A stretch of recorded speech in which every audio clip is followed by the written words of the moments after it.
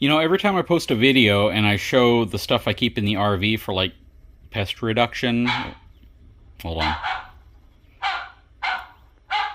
Everybody wants to know what it is. I get this thing off of Amazon. Lurafe, I don't know how you pronounce it. But it's pretty cool. You got a bunch of settings on the back. It's got all these kind of ultrasonic sounds you can choose from. You can make crazy sounds like that. You can go to one that's real quiet, one you can hardly hear, one that makes kind of like a popping, crackling sound, which seems to be pretty effective. And then you got this one, which I don't know how effective it is, but it's pretty cool. The front of this thing has a strobe light on it. I believe it has motion detection, all of it. I mean, this thing is just super loaded full of stuff. You got an LED light that you can turn on down here. So it'll flash all around. The thing just is so cool. And it's got pretty good reviews on Amazon. Compared to just about anything else I've seen on Amazon, this probably has the best reviews. And the best part about it is, oh, there's a rattlesnake. It's under 60 bucks most of the time. So it's pretty affordable. Plugs right in. If you have an RV, you could probably keep it in there as long as you have power going to it. I have another smaller version of it that I pretty much use now in the storage compartment that you can wire into 12 volts, so you can hook it up to your batteries and wire it underneath, or maybe put it inside if you need to. But it's pretty cool, and it's pretty affordable. And, you know, I don't know how well it works. I think I pointed out in another video, it really all comes down to how clean you keep your RV. You really have to go out of your way to clean your RV. Hold on, let me mute that thing.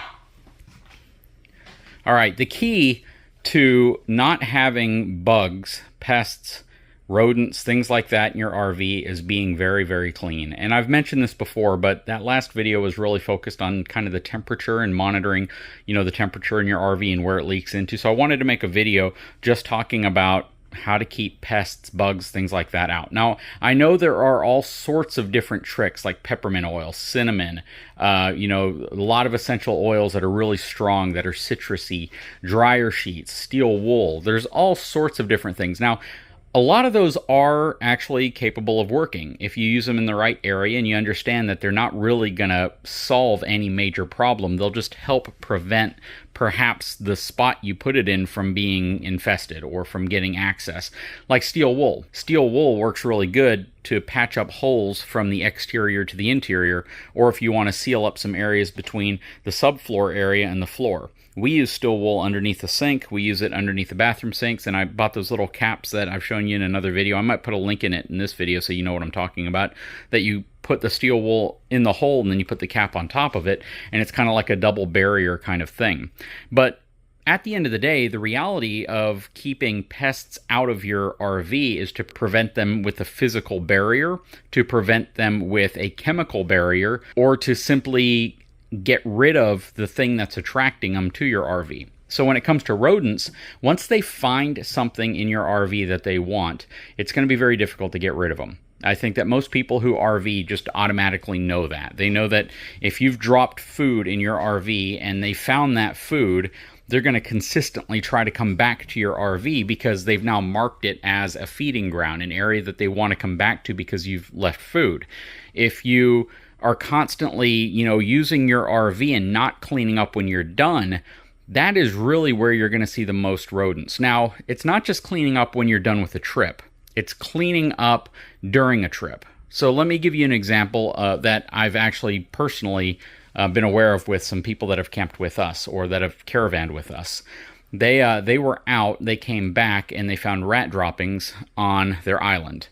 And it freaked them out. So they actually called us because we were a couple spots down from them. I came into their RV and I started instantly identifying why rodents would want to get into their RV. Now, I'm not going to call anybody dirty, but when you're camping and you're RVing, I think sometimes the way you kind of treat it is, well, we're going to do a quick tidy up before we take off. We're going to do a quick tidy up when we get back, or maybe just one of those, right? You get back from your RV trip, you quickly sweep it out, you vacuum it, you take all of your trash with you, you leave, so it's ready for next time.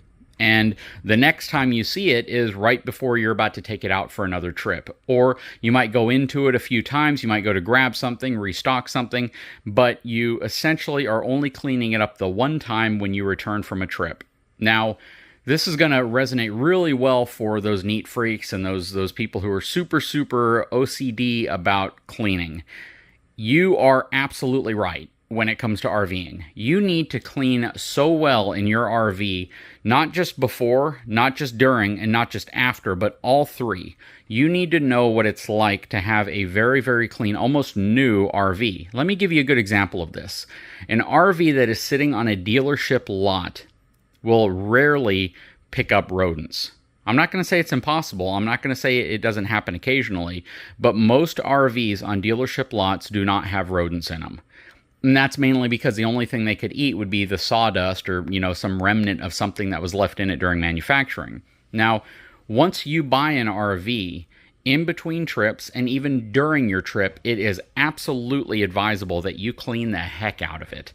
And let me give you a better example. So let's say you are camping over the weekend. You pick up your RV on a Friday, you get to where you're going, that afternoon, you set up, you start kind of organizing things for how they're going to be. Maybe you start to relax because you are out in the sun getting all your connections made, and you make a sandwich, or you get some chips, or you get a soft drink.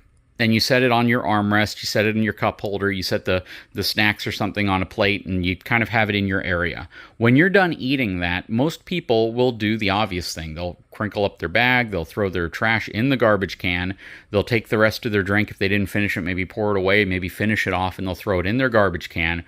And they'll look for any, major areas of leaving a mess. Maybe they've dropped crumbs around the chair or something like that, and they might clean up the obvious stuff. And then they're done. They're ready to move on to the next thing. They're ready to start enjoying their trip. Well, I would probably say you're about 40% to 60% there in terms of being clean enough to move on to the next thing.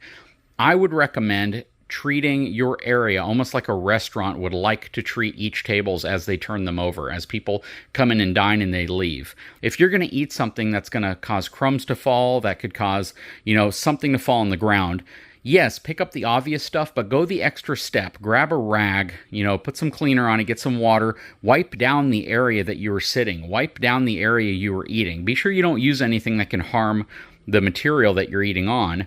Generally it's going to be at your dining table, but be sure you wipe down the area, and then you wipe down and vacuum or clean the area beneath the area you wipe down.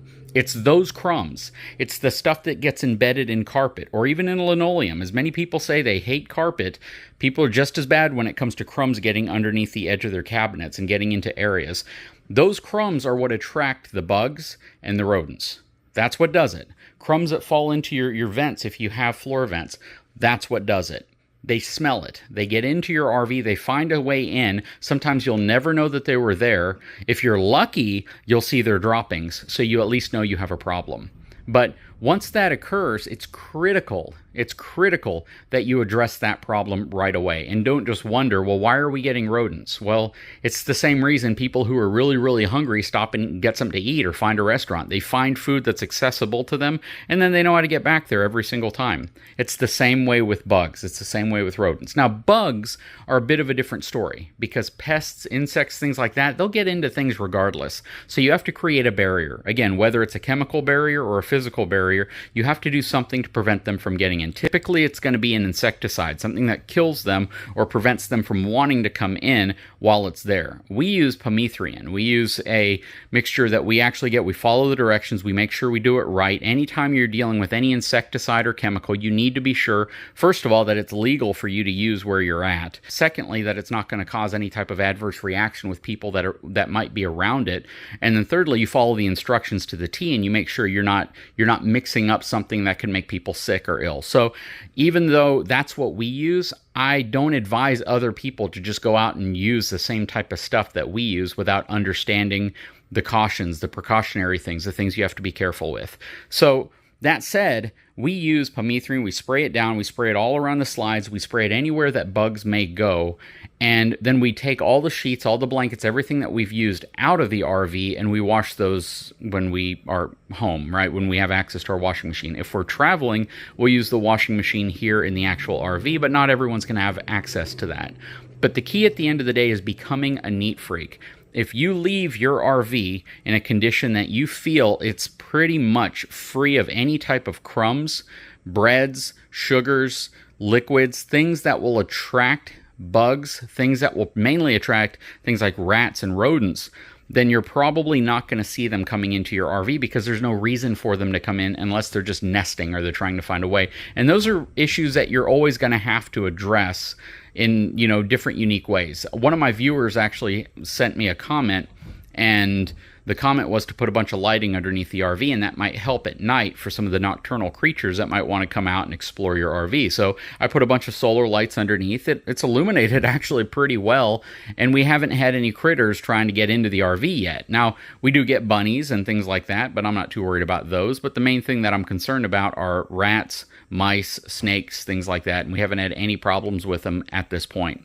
I use Snake Away, which is this granule that smells like crazy, intense, strong mothballs, and we sprinkle it underneath the RV. I don't know how effective it is. I know some people say they put it on a snake and the snake just sits there and does nothing. I know some people say it works really, really well. But we haven't had any issues yet, and we use Snake Away. I buy it on Amazon in like a 5-pound bucket, so I can literally come out every other week or so, and I can just sprinkle a little bit under the RV. It stinks out there of mothballs when it's at its most potent, and then it kind of dies away slowly. I spray the bottom of the RV, I spray the ground, I spray around it with permethrin to just try to keep the insect population, all of that, under control. I just do what I can, but mainly it comes down to being clean and doing the things that you know will absolutely work. Insecticides absolutely work. Cleaning up absolutely works. Monitoring for damage absolutely works. And using physical materials to block their access absolutely works. Anyways, guys, I sure hope you've enjoyed this video. It all kind of stemmed off of this thing right here, which so many people ask me, you know, what do I use inside of the RV? That is one of the tools I use, because as much cleaning as we do, and as, you know, as focused as we are on making sure there's not crumbs and things inside of the RV, we still want to do our due diligence and use tools that may actually work, especially if they're low cost. Anyways, I'll put a link in the description of this video if that's something you may be interested in. Guys, if you haven't had a chance, please take a moment, subscribe to my channel, give me a thumbs up, and we'll talk to you again very soon.